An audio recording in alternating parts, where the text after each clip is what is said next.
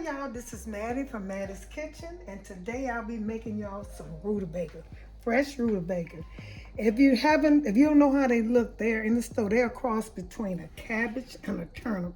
They must be talking about a reddish, one of those red cabbage, because it has that purple, that purplish and that white in it, and that's what they say, a turnip and a cabbage. But anyway, it's a sweet root. It's very sweet, and it's not bitter, and way they used to cook it a long time ago, my mama always cooked it. I don't understand how they started with the pork, but I never seen rutabaga cook without pork. They cook it with butter, and it don't taste the same to me. I might put a little butter in it after I cook it, but they always start with the grease from the pork. And this is salt pork. I put it in. Here's some.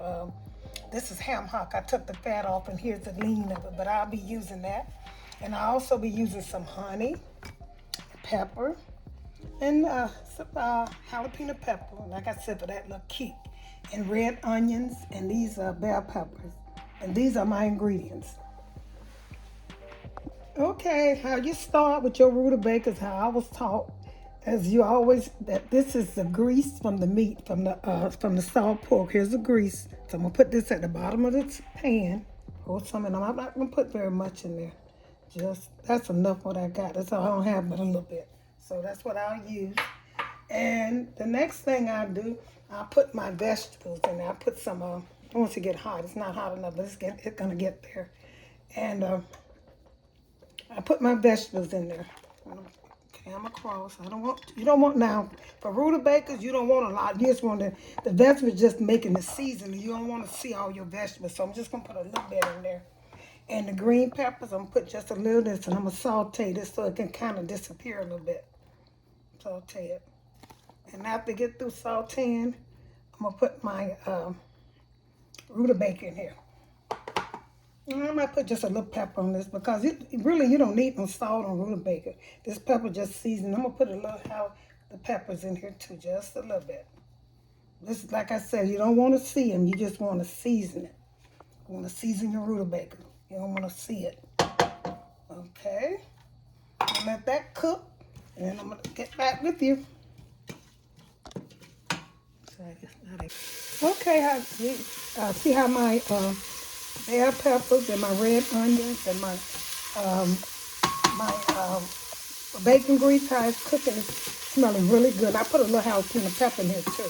And I'm using not the bacon grease, the salt pork grease from this. So they're getting about ready.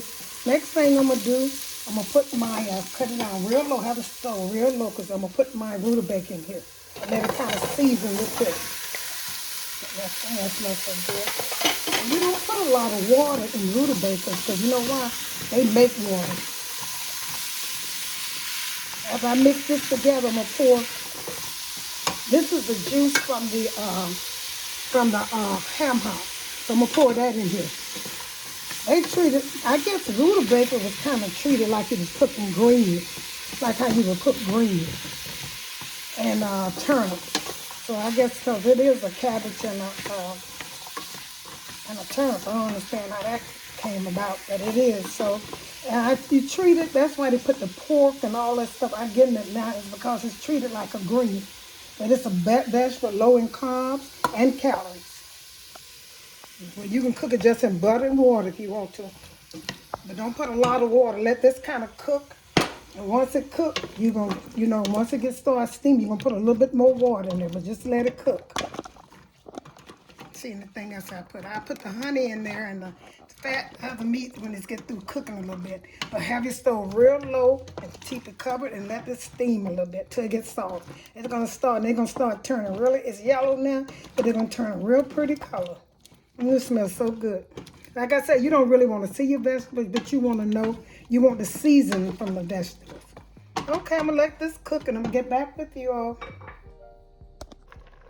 Hey, they've been boiling about, I said 20 minutes, 15, 20 minutes. They're still a little hard. They got to cook some more. See how they turn that color? They turn a pretty color. But now, I taste one right here. See this right here? This thing tastes like a cabbage and a turnip.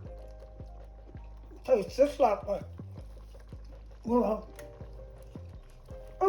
hot. With a little just a little sweetness to it, a little bit. That thing was hot. But I'm gonna let these cook until they get tender. And once they get tender, I'm gonna put a little, I think I'll put a little butter in it now.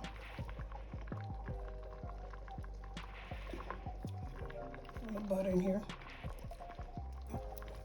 And once it's cooked down a little bit, I'm gonna put some pepper and a little honey, and that'll be it, because it tastes like a vegetable. It really does. A good vegetable.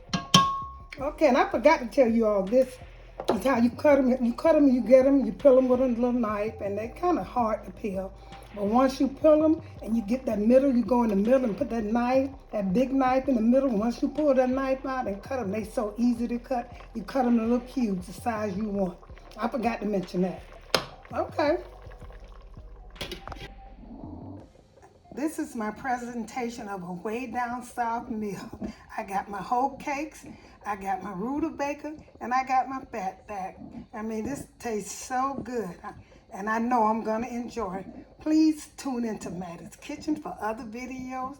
Hit that notification bell. You'll be the first one to know when I upload a video. And thank you for tuning in to Mattie's Kitchen. Have a great day.